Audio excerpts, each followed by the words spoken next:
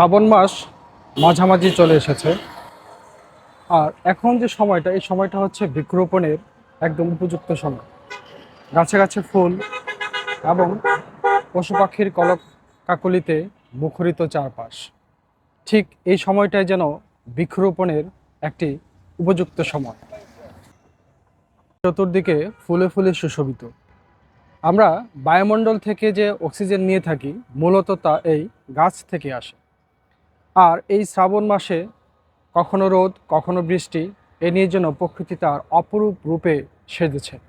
আর এখনই সময় এরকম আম, জাম, কাঁঠাল, লিচু এই গাছগুলো রোপণের।